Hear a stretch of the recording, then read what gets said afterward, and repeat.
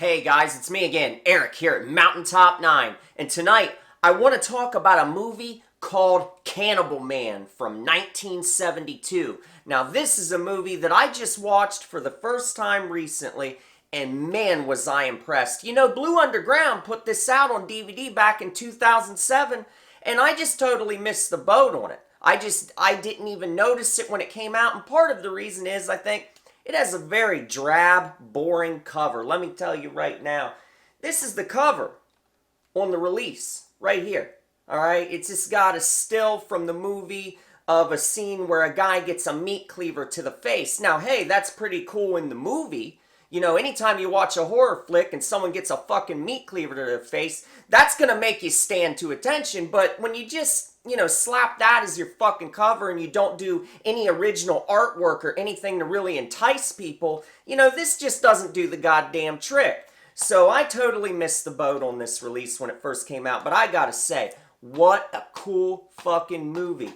I'll tell you about the plot real quick. What it centers around, it's really not about a cannibal per se. The title's very misleading.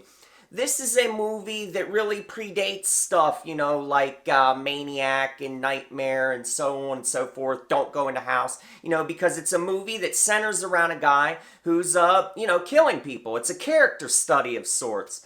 But it's pretty funny. There's a lot of black humor in this movie. So what it's about is you've got this guy, he works at a slaughterhouse, he's kind of a down on his luck kind of guy, from the wrong side of the tracks, he doesn't have much money, and he lives in this really low rent place, and he's got, pictures of girls in bikinis all over his damn wall, and he gets a really nice girlfriend, and she comes from a well-to-do family, and anyway, one night, they're out on the town and they get into this taxi cab and they're making out in the back of the taxi, all right?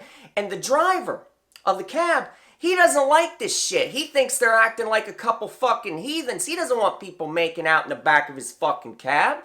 So he tells them, get out of my cab. I'm getting you out of here. And he pulls over to the corner. He tells them to get the fuck out of his cab.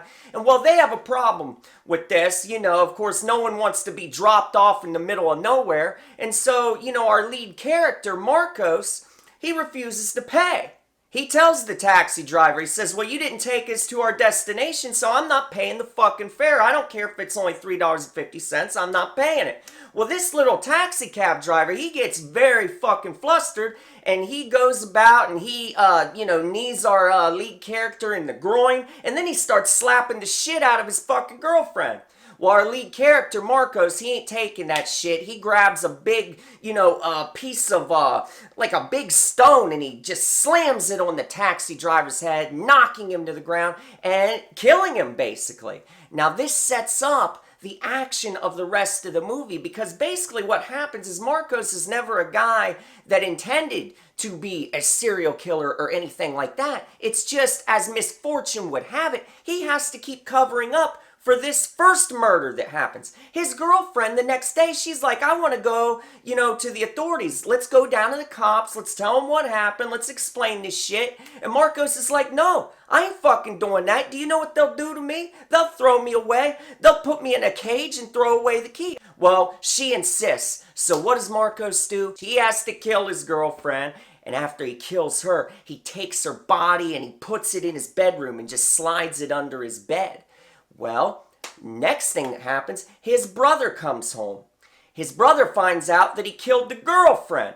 Then he ends up having to kill his brother, and so on and so forth. And this is how the rest of the movie goes. Marcos has to keep killing people to cover up his initial crime. So that's where the black humor comes into it, because you can't help but laugh each time he kills somebody, because you're like, this guy can't catch a fucking break. He has to kill one after another just to keep covering this shit up.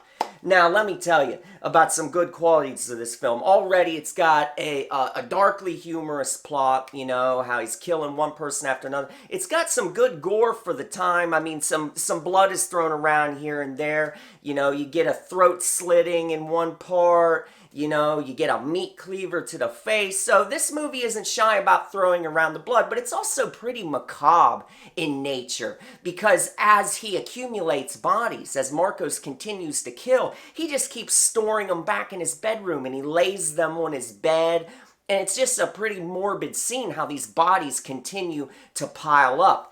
Eventually, though, in the movie, the place starts to really stink. You know, he's spraying around aerosol and all kinds of shit because these bodies are rotting back in his bedroom. So what does Marcos do? Well, he works at a goddamn slaughterhouse. So this is where he gets the idea. He thinks to himself, hey, why don't I go chop these bodies up, take the meat, and take them to my slaughterhouse and put them into a processing machine and people can eat this shit. That's his grand idea, to start disposing of these body parts. So that's what he does. He chops the bodies up, he takes the meat, he takes the viscera, and he puts it into the goddamn processing machinery, and people end up eating this shit. So that's where the Cannibal Man thing comes into the equation, because later on in the movie, Marcos accidentally dines on some of the shit. And it makes him pretty fucking sick. So this movie isn't about a cannibal who's running around wanting to eat people. That's not it at all. So they really, I don't think that title really sells the movie properly. It's a very bland title in my opinion. Hey, people probably thought, you know, that's a very lurid title, Cannibal Man. Really, I don't think it's that good a title. They could have come up with something more original for this film, because as it stands, it's just a really good flick. The direction is really good. You know, the setting is really good. I like the environment that Marcos lives in because it's really sleazy and devoid of class. It's just really low down. You know, just like Don't Go in the House and Maniac and Nightmare and the Disturbance. All that kind of stuff. That's how you get a feeling of that in Cannibal Man.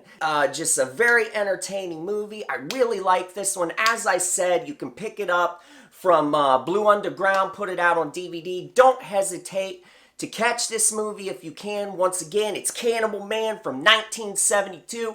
I thank you guys for watching this video.